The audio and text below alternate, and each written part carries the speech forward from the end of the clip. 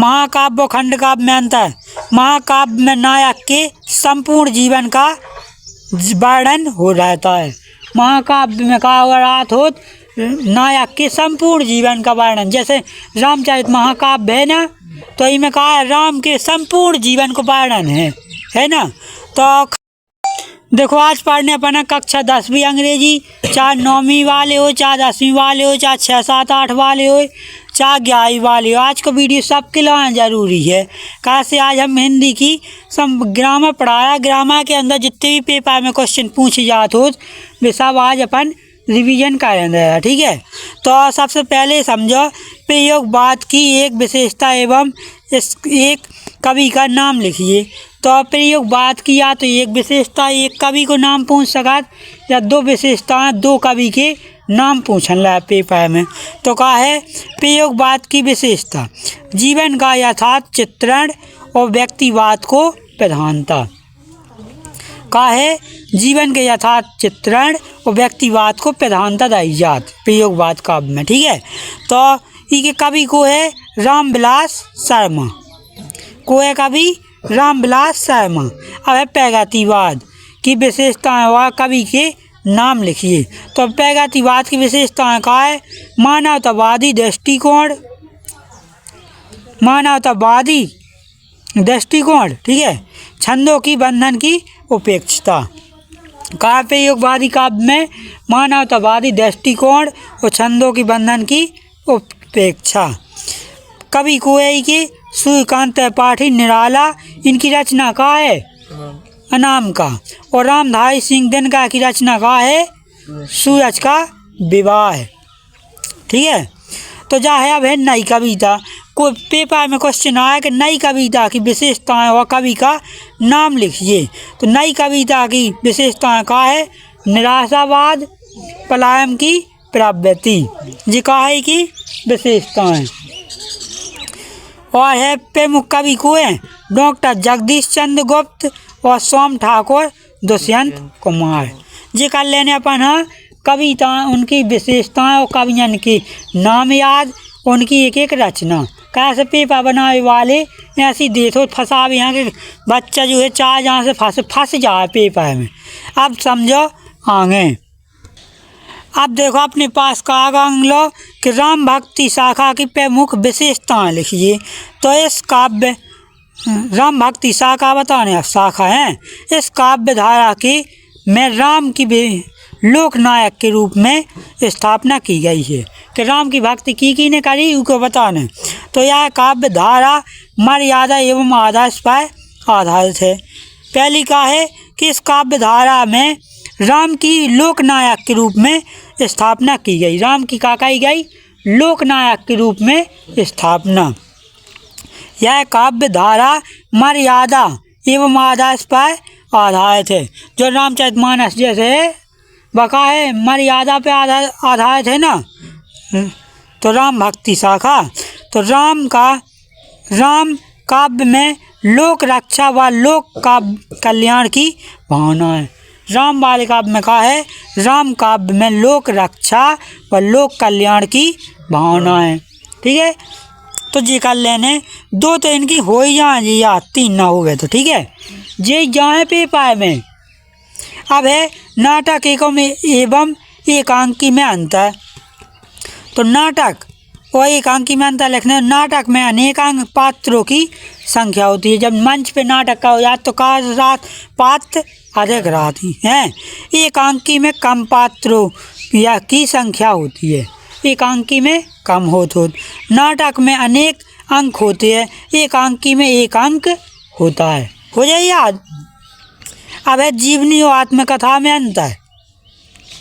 जीवनी किसी महापुरुष पर लिखी जाती है। जीवनी का याद किसी महापुरुष पर लिखी जाती, जैसे आज़ाद चंद्रशेखर पर, सुभाष चंद्र बोस पर, महात्मा गांधी पर, जो का है महापुरुष हुए भी। और आत्मकथा लेखक स्वयं अपने आप पर लिखता है। आत्मकथा मतलब स्वयं की कथा लिखो। आत्मकथा में का लिखो जाता अपनी आप की कथा लिखो, ठीक है। जीवनी में जैसे का वैसा लिखा जाता है। जीवनी में का है भी अगर तुमने साजो करो तो तुम्हारा साजो लिखो जाए, गलत करो जो तो गलत लिखो जाए। और तो जीवनी में जैसा का वैसा लिखा जाता है। ठीक है, आत्मकथा सत्य घटना हो सकती है। अपन जैसे लिख रहे हैं अपने बारे में, तो अपन अपने बारे में तो अच्छो लिख भी ना, तो आत्मकथा सत्य घटना हो सकती है। ठीक है, जीवनी प्रेरणादायक होती है। महापुरुष की कौन भी जीवन की कथा सुनो, अगर लिखो सुनो तो कहा है जीवनी प्रेरणादायक होती है और आत्मकथा प्रेरणादायक हो सकती है। ठीक है, जोनिया के हुज्जे हो सकत, लेकिन तो हो जाए जी। दो अंतर तो याद करा ही लेने, 3 लिखी, यही से हम 3 लिखें हाय उकिलाने कि तुम्हें दो तो याद भाव चाहिए। अब है कहानी और उपन्यास में अंतर लिखिए। 2 नंबर के कुल क्वेश्चन है ना जितने के हिंदी की भी ऐसे यहाँ हैं अंतर वाले, कहूँ पाई भाषा वाले। अब कहानी और उपन्यास में अंतर लिखिए। कहानी किसी एक घटना की होती है, कहानी का होत किसी एक घटना की होती है। उपन्यास में अनेक घटनाओं का उल्लेख किया जाता है। कहानी में एक घटना हो तो उपन्यास में अनेक घटनाओं का उल्लेख किया जाता है। कहानी में कम पात्र होते हैं, उपन्यास में अधिक पात्र होते हैं। हो गए अंतर 2 ही, हो जाए याद। अब है भक्ति काल की विशेषताएं लिखिए। भक्ति काल की विशेषताएं, भक्ति भावना की प्रधानता। पहली विशेषता का है भक्ति भावना की प्रधानता। किसी भी राजा के दरबार में आश्रय प्राप्त ना करना। जैसे तुलसीदास जी है, इन्हें तुलसीदास जी ने की भक्ति करी, राम की करी ना, ऐसी वे हैं। जैसे सूरदास जी हैं, उनने की कही कृष्ण की भक्ति। तो इनने के किसी भी राजा के दरबार में आश्रय प्राप्त ना करना। जैसे पुराने समय में पहले कभी रात थे सुबह कछुआ काका एक आते कि कौन राजा के दरबार में गए, सो उनकी बात उन्हें उनकी बारे में अच्छी कविता सुना दें। लेकिन भक्ति काल में ऐसा ना भाव। तो भक्ति काल के जितने भी कवि थे वे भगवान की कहते, वंदना कहते, भगवान की तपस्या कहते, उन्हीं के बारे में लिखाते, हर चीज़ कहते। वे क्यों को राजा के दरबार में जाके कछु सुना भी नहीं जाते। तो जो ये कि भक्ति भावना की प्रधानता और किसी भी राजा के दरबार में आश्रय प्राप्त ना करना। ठीक है, और तीसरों का धर्म जाति एवं साहित्य विधाओं एवं काव्य स्वरूप में समानता की भावना। ठीक है, का धर्म जाति एवं साहित्य विधाओं एवं काव्य स्वरूप में समानता की भावना। अब है भक्ति काल को हिंदी का स्वर्ण युग क्यों कहते हैं। जो क्वेश्चन वेरी इम्पोर्टेंट है।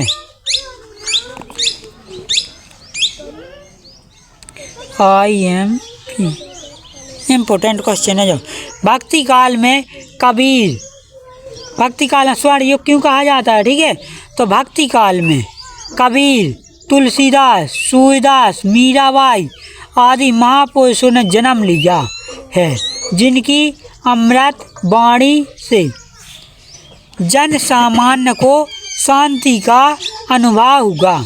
इस काल का साहित्य अनुपम एवं आदर्श है, इसलिए भक्ति काल को हिंदी साहित्य का स्वर्ण युग कहते हैं।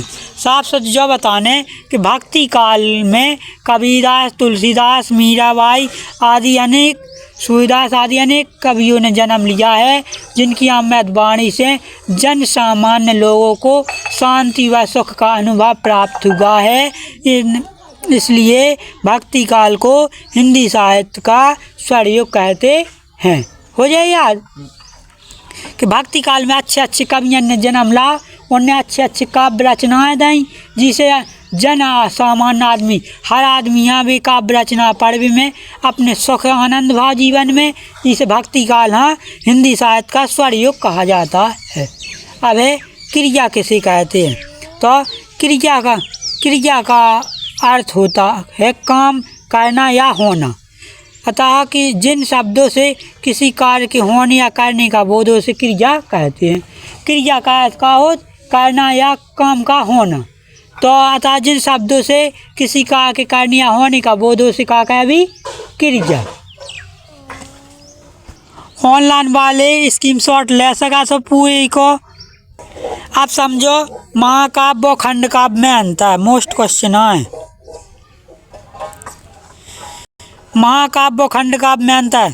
महाकाव्य में नायक के संपूर्ण जीवन का वर्णन हो रहता है। महाकाव्य में का अर्थ हो नायक के संपूर्ण जीवन का वर्णन। जैसे रामचरित महाकाव्य है ना, तो इसमें कहा है राम के संपूर्ण जीवन को वर्णन है ना। तो खंड काव्य में जीवन के किसी एक खंड का वर्णन रहता है। महाकाव्य में संपूर्ण जीवन को वर्णन रहे और खंड काव्य में जीवन के किसी एक खंड का वर्णन होता है। महाकाव्य में कई छंदों का प्रयोग होता है, खंड काव्य में केवल एक ही छंद का प्रयोग होता है। मतलब कम छंदन को प्रयोग, एक या कम छंदन को प्रयोग होता है। और महाकाव्य में कहा हो कई छंदन को प्रयोग। महाकाव्य अनेक सर्गों में विभाजित होता है। महाकाव्य का हो अनेक सर्गों में विभाजित होता है। खंड काव्य में एक ही सर्ग होता है। खंड काव्य में का हो एक ही सर्ग होता। महाकाव्य में शांत, वीर या श्रृंगार रस में से किसी एक रस की प्रधानता होती है। महाकाव्य में का हो तो शांत, वीर, श्रृंगार में से किसी एक रस की प्रधानता होती है। और खंड काव्य में श्रृंगार व करुण रस की प्रधानता होती है। हो जाए याद। अब है परिभाषाएं। संधि की परिभाषा। दो वर्णों के मेल में जो परिवर्तन होता है उसे क्या कहते? संधि कहते हैं। दो वर्णों के मेल में जो परिवर्तन होता है उसे क्या कहते? संधि। संधि के प्रकार का हो क्या, कितने हो? स्वर संधि, व्यंजन संधि, विसर्ग संधि, 3 प्रकार हो। ठीक है। अब है छंद। परिभाषा समझो। निश्चित गति और यति, लय, तुक्तान, मात्राओं का ख्याल रखने को छंद कहते हैं। का निश्चित गति, यति, लय, तुक्तान, मात्राओं की गणना का ख्याल रखने को छंद कहते हैं। हो जाए याद।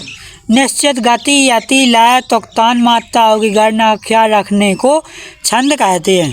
अब छंद के दोहा छंद। मोस्ट छंद आउट पेपर में। दोहा छंद देखो, यह एक मात्रक छंद है जिसके पहले और तृतीय चरणों में तथा द्वितीय और चतुर्थ चरण में 11 मात्राएं होती हैं। पहले में और तृतीय में कितनी हो? 13। ठीक है। तो नीचे लिख गई तो छूट गया तो जो। हाँ, और द्वितीय और चतुर्थ में 11 मात्राएं होती हैं। का है? दोहा एक मात्रक छंद है जिसके मात्राएं है ना। दोहा एक मात्रक छंद है जिसके पहले और तृतीय चरण में 13 मात्राएं तथा द्वितीय और चतुर्थ चरण में 11 मात्राएं होती हैं। उदाहरण लिख देने। मेरी भाव बाधा हारो, राधा नगरी सोए, जातन की झाई परे, श्याम रहित दुती होए। जो होगा का उदाहरण ये अपन हम मात्राएं छांट के भी बता देने। ठीक है। कि पहले में काम रहा 1 2 ऐसी गिनती कर रहे हैं। 2 1 पूरी कितनी करने अपन। हाँ, पहले और चतुर्थ में कितनी? तृतीय में कहाँ चाहे 13 और द्वितीय और चतुर्थ में चाहे 11 मात्राएं। तो ये छांट के देख लेने। अब है चौपाई छंद। चौपाई का है यह एक सममात्रक छंद है जिसके प्रत्येक चरण में 16 मात्राएं होती हैं। कितनी होती? 16 मात्राएं। देखो अब मंगल भवन मंगलहारी, देवंश दशरथ अजय बिहारी। जा कर लें चौपाई याद। या तो याद है ये लेख विभाग की जरूरी है। ठीक है। लेकिन मात्रा छांट के दिखाने कि 16 आ जाओ चाहिए एक चरण में। ठीक है। कल पढ़ा भी रस से आगे की ये पूरी बैकर है ना की पूरे मोस्ट इम्पोर्टेंट क्वेश्चन कल का दे अभी। ठीक है। आज को वीडियो हो रहा ज़्यादा बड़ो। आज को वीडियो कर रहा है इतना पे एंड। आई होप कि यह वीडियो आप सब पढ़ावे को अच्छा लगो। अगर वीडियो पसंद आए तो लाइक करना, कमेंट करना, शेयर करना और इसी प्रकार के एजुकेशन वीडियो देखने के लिए हमारे YouTube channel Brajesh Kushwaha teaching को सब्सक्राइब जरूर कर लेना। जय हिंद, वंदे मातरम, जय बुंदेलखंड, भारत माता की जय।